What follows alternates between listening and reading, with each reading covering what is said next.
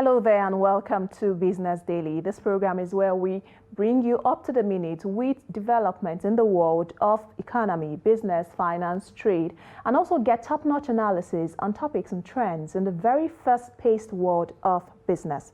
I am your host, Christiana Amodu Otinya. Thank you for joining in. Of course, it's the last month in the third quarter, and we are set to bring you all the news you need to know in the world of business. On today's edition of the program, we'll be discussing recent issues that have come up in the trade sector, and we'll be talking about the African Continental Free Trade Area Agreement, as the AFCFTA. How far so far? The United Nations Economic Commission for Africa, the UNECA, projects that the trade agreement will help provide a market of 1.2 billion people, boost intra-African trade by between $50 billion and $70 billion in monetary terms, with a 40% to 50% increase over the first 20 years of its implementation.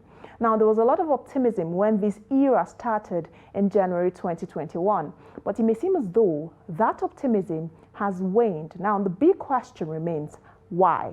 I will be joined on the program today by Bamidele Ayemibo. He is a renowned author, international business coach, keynote speaker, international business development expert, and one of the foremost international trade and finance consultants in Africa. He is a lead consultant at 3T Impacts Consulting Limited. Now, he will be giving perspective to the journey so far for the AFCFTA. I will take a short break now, and when I come back, we'll kickstart the conversation. Please stay.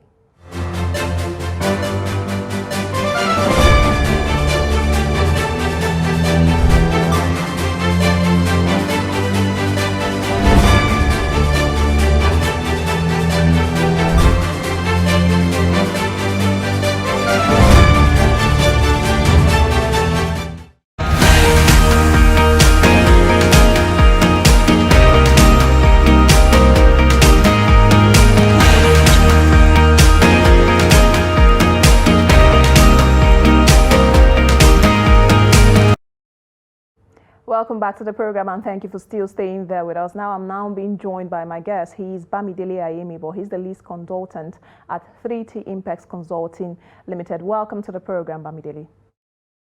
Yeah, good morning. How are you?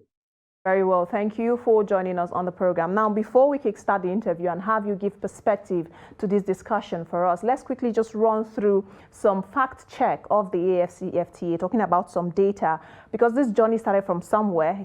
So now that we are here, what is it really like for the benefit of those watching? Now, the key objective to be achieved through successful round of negotiations that have to be done in phases, that's for the AFCFTA, includes lay the foundation for the establishment of a continental customs union, promote and attain sustainable and inclusive socio-economic development, gender equality, and structural transformation of state parties, enhance the competitiveness of the economies of state parties within the continent and global market, also promote industrial development through diversification and regional value chain development, agricultural development and food security, and resolve the challenges of multiple and overlapping memberships and expedite the regional and continental integration processes. Now, Article 4 of the agreement mandates state parties to progressively eliminate tariffs and non-tariff barriers to trade in goods, progressively liberalize trade in services, cooperate on investment, intellectual property rights, and competition policy, cooperate on all trade-related areas, establish a mechanism for the settlement of disputes concerning their rights and obligations, and establish and maintain an institutional framework for the implementation and administration of the AFCFTA. Now, let me bring my guest into the discussion. It's been almost 2 years down the line since this historic feat was reached for the African continent, basically to open up the continent and also benefit the continent in terms of trade and trade relations. I want you to assess the journey so far. Has it been injurious or has it been a blessing? The journey so far has been progressive. What was done 2 years ago was the flag up that, look, we are now set to trade under AFCFTA.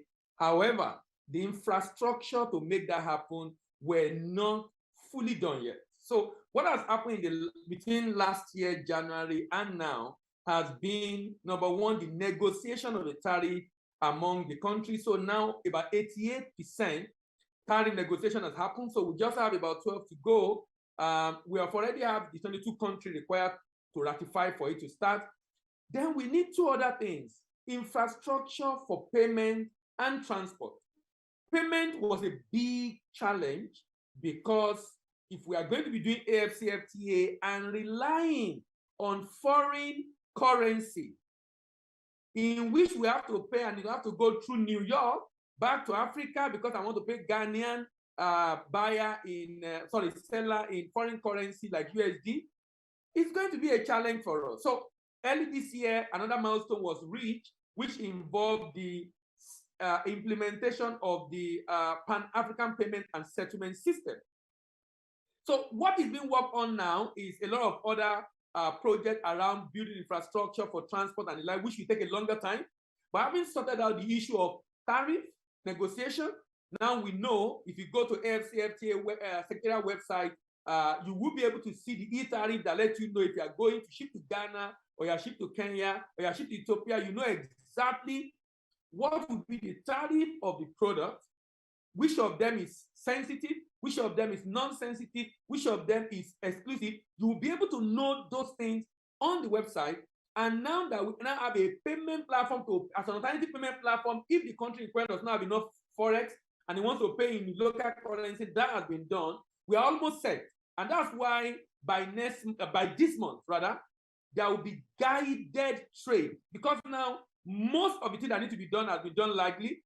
So we're expecting the country like Ghana, like Cameroon, like Mauritius, like Egypt, like Tunisia are going to do guided trade, like a model trade to demonstrate to all other African countries, this is going to work, this is working, so that other people can begin to follow suit. So not that nothing has happened really, because I saw a news, someone wrote that for like 2 years, nothing has happened, Nigeria has not doing anything. Nigeria could not have done anything. Neither could Ghana have done anything. Neither could South Africa have done anything. A lot were being done on the ground, and now we are set to start trading.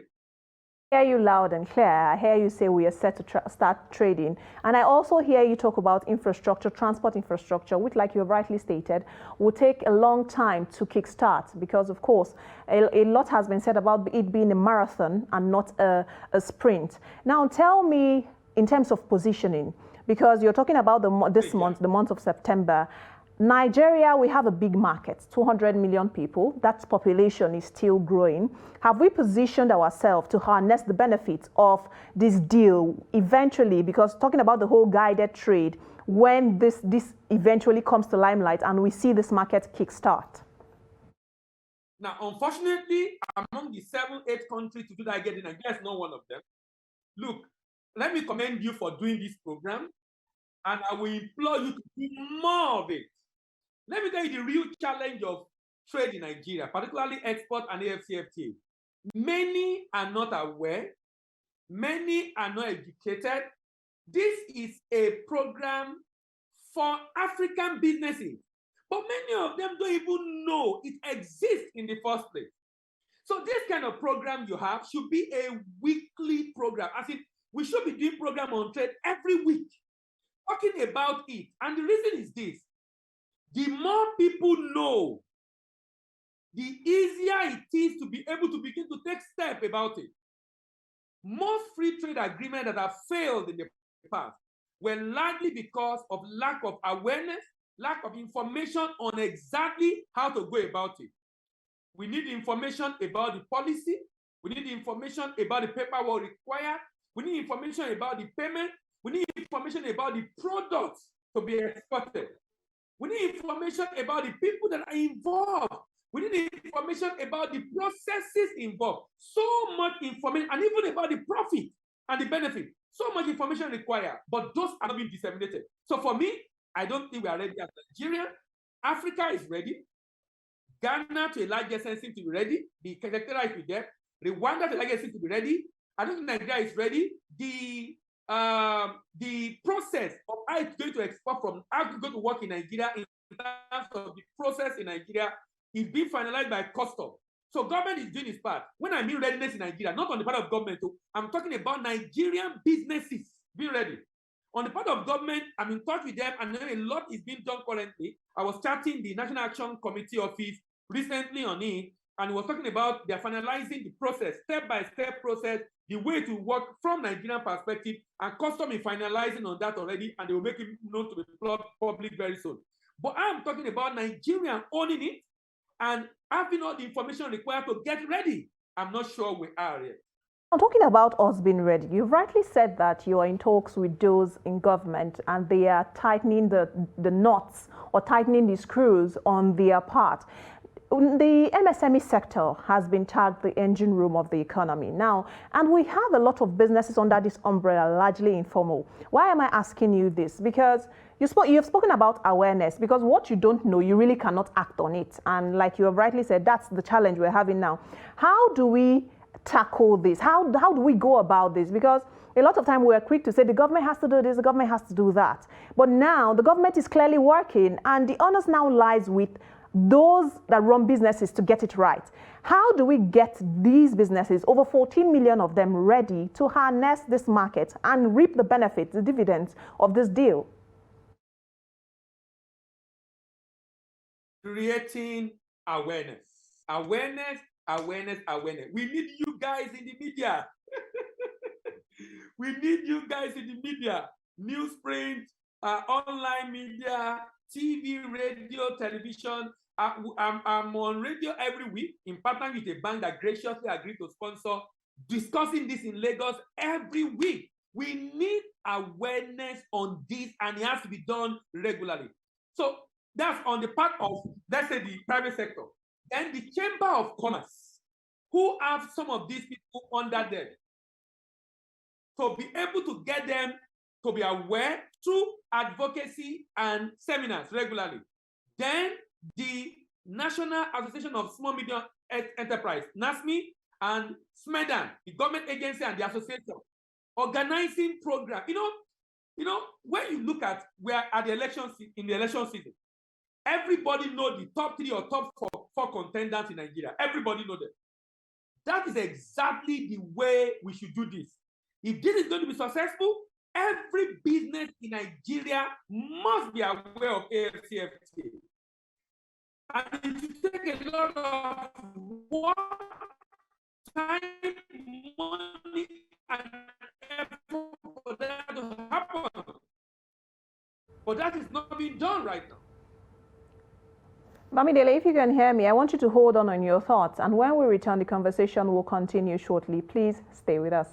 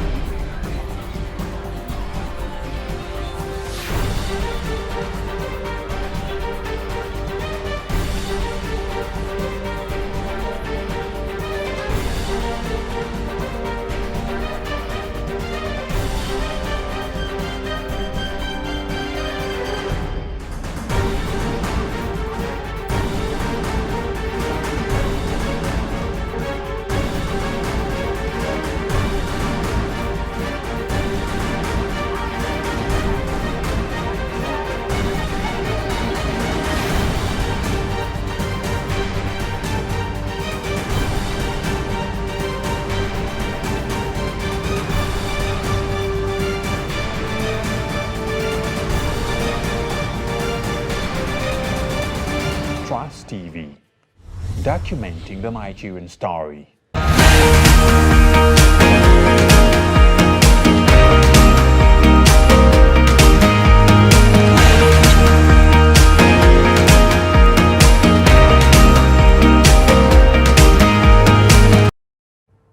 Welcome back to the program. If you're just joining in, this is Business Daily coming to you from Trust TV. I still have my guest with me here on the program. He is Bamidele Ayemibo. He's the lead consultant at 3T Impex Consulting Limited. Bamidele, I'm still sticking with the issue of how we can ensure that businesses in Nigeria get to reap dividends of the AFCFTA market. Now, you were speaking about so much about awareness, and you talked about how all the agencies and private sector players responsible need to step up their game to ensure that these businesses come up to speed with developments. Just some days ago, the Manufacturing Association of Nigeria, they also laid some concerns around how the issue with the AFCFTA and how we are not still ready yet. I want you to speak to in terms of building capacity of these businesses locally to play in this market.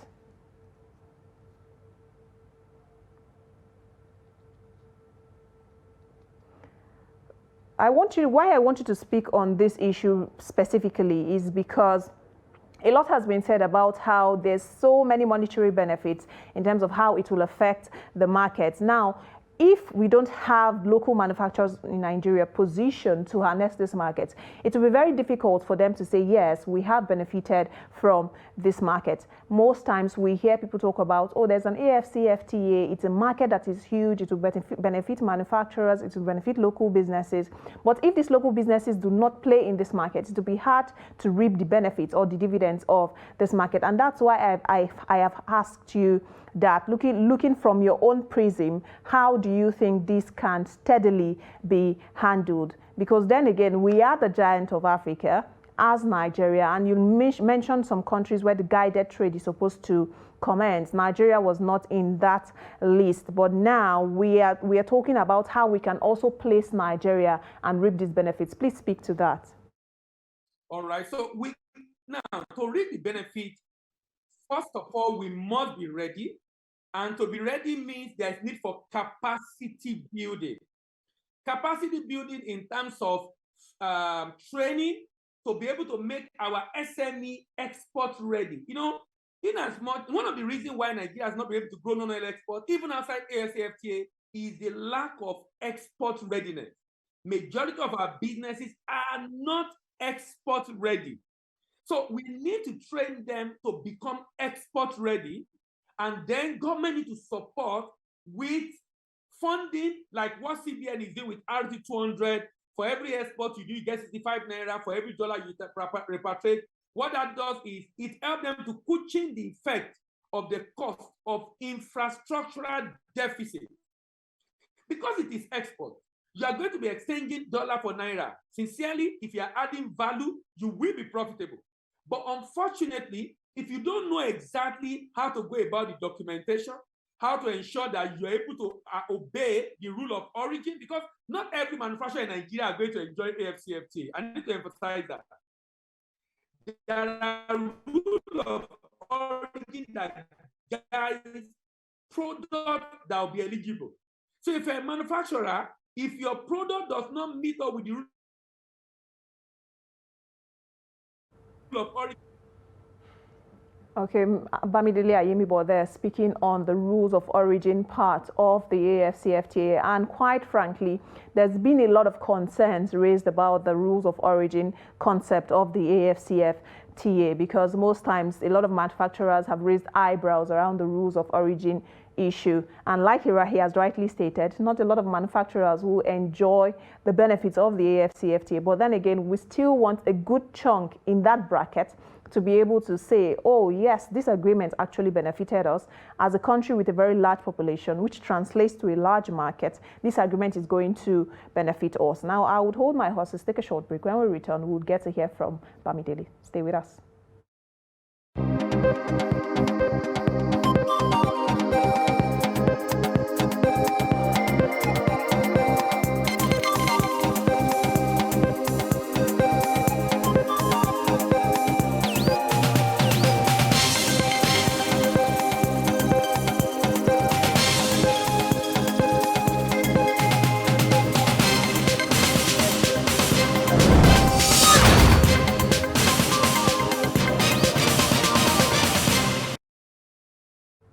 Okay, welcome back. Bamidele, I want you to speak to developments around the rules of origin, because just before we went on that short break, there's been a lot of concerns around this. I want you to break it down for the viewers and those watching. Rule of origin basically ensures that not everybody would be able to ship, because if you open the door for everybody without rules, that means Africans are not the ones that will enjoy it. Rule of origin prevents a Chinese, a European, and American from shipping his good into Ghana, relabel it as produced in Ghana, and ship into Nigeria. Rule of origin prevents that. If we don't have a rule, what will happen is we'll have AFCFTA, we'll have the agreement, but the benefit goes to other countries. So the concept of rule of origin is to ensure that every raw material being used is largely from Africa, any country among the state parties in Africa. If we don't do that, we are not going to cascade the benefit of AFCFTA down to the grassroots. So if I want to produce, for example, noodles, and I'm sourcing my wheat flour from South America, from North America, then African farmers are not going to enjoy AFCFTA. The job creation, the poverty eradication, the reducing inequality is not going to happen. What Nigerian and African businesses that source raw material from outside of Africa need to begin to do is this: to begin to look for African countries that produce that product, reward their supply chain to begin to source from those countries. If they don't do that, they won't be able to enjoy the benefit of the AFCFTA, because the rule of origin ensures that the raw material is sourced from Africa. For example, also, if I'm into manufacturing, let me give a good example. Let's say I'm producing furniture.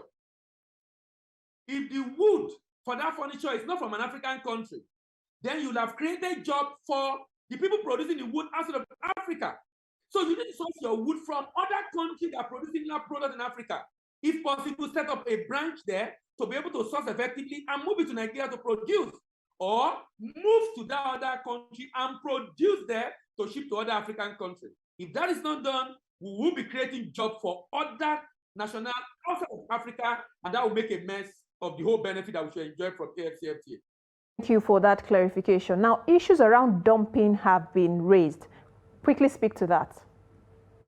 Now, dumping is said to happen when an exporter is selling in an export market at a price lower than the price he is selling in the home market. So I'm exporting, for example, pap to the UK.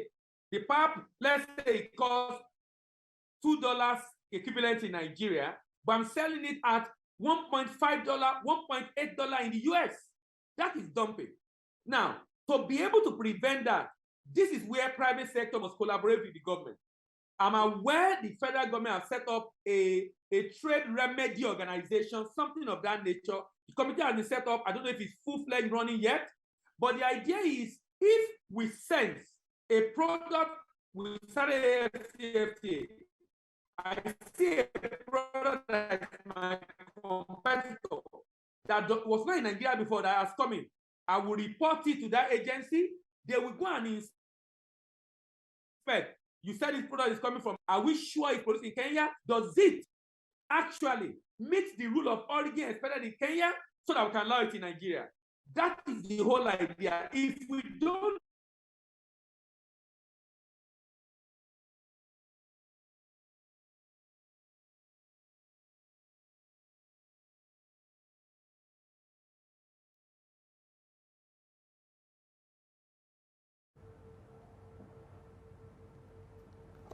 Okay, Bamidele, I think we have lost you there, but thank you so much for coming on the program and also giving us your thoughts on how basically Nigeria can benefit from the AFCFTA agreement. Of course, the conversation is ongoing. We'll also look for a further date where we can explore this conversation further with you. But like you have rightly stated, awareness is key. Awareness is important. The information needs to be out there for those in the business space to know that this is a market where we can all play in.